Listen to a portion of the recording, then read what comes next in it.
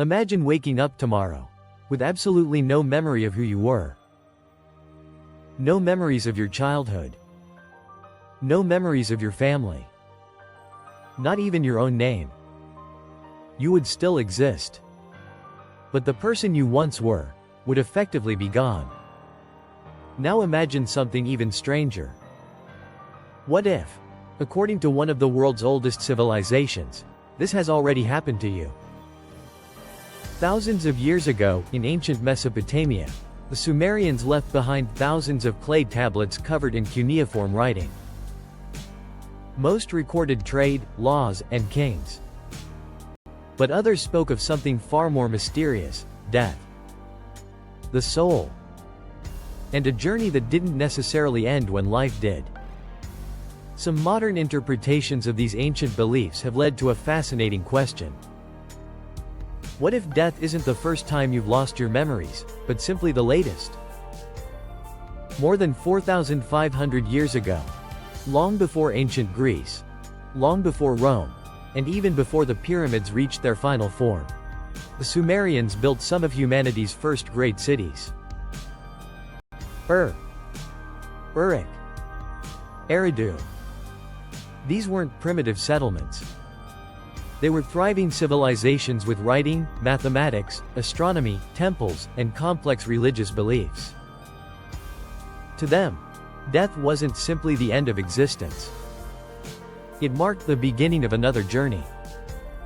Ancient tablets describe a place known as Kur, the land beneath the earth. It wasn't a paradise. Nor was it a place of eternal punishment.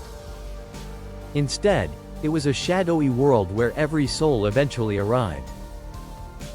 Kings, farmers, warriors, children. Everyone shared the same destination. Death, in the Sumerian worldview, was the great equalizer. But one mystery remained. If the soul continued, what happened to everything it once knew? Interestingly, the surviving Sumerian tablets don't describe people returning to Earth with memories of previous lives. Instead, they paint a picture of the soul entering an entirely different existence. Identity, status, wealth, all of it was left behind. In stories such as the Epic of Gilgamesh, one of humanity's oldest surviving works of literature, the greatest fear wasn't death itself. It was being forgotten. Gilgamesh searched desperately for immortality. Not simply because he feared dying, but because he feared disappearing from memory. For the Sumerians, memory had extraordinary power. To be remembered by the living was almost a second form of existence. To be forgotten was a kind of second death. Some modern writers have connected this idea to a fascinating possibility. If consciousness survives in some form, perhaps memory does not. Perhaps every new beginning starts with a blank page. Not because there was nothing before, but because remembering isn't part of the journey. It's an interpretation rather than something explicitly stated in the tablets. Yet it's one that continues to capture imaginations today. Why don't we remember? This question appears in cultures all around the world. Why can't we remember anything before birth? Ancient Mesopotamia didn't provide a clear answer. But later civilizations developed remarkably similar ideas. In Greek mythology, souls drank from the river Lethe before entering a new existence. Its waters erased every memory. Other traditions spoke of veils, doors, or divine laws separating one life from another. Different cultures, different stories. Yet they all explored the same mystery. Memory.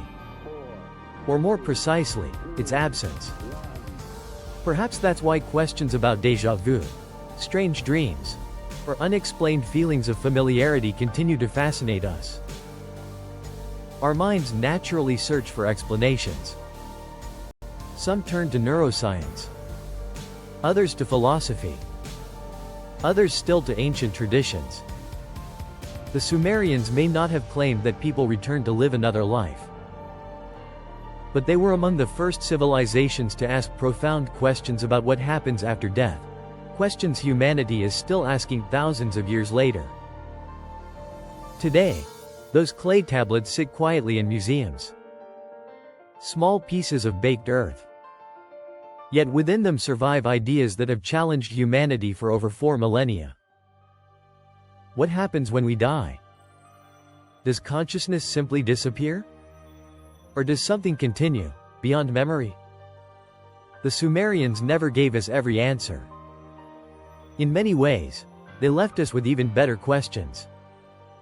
And perhaps that's why their writings still fascinate us today. Not because they reveal a forgotten secret, but because they remind us that some mysteries are timeless. If you enjoyed this journey into one of history's oldest civilizations, subscribe to Hidden Archive. Every week, we uncover forgotten histories, ancient mysteries, and the stories that continue to challenge everything we think we know. Until next time, keep questioning the past.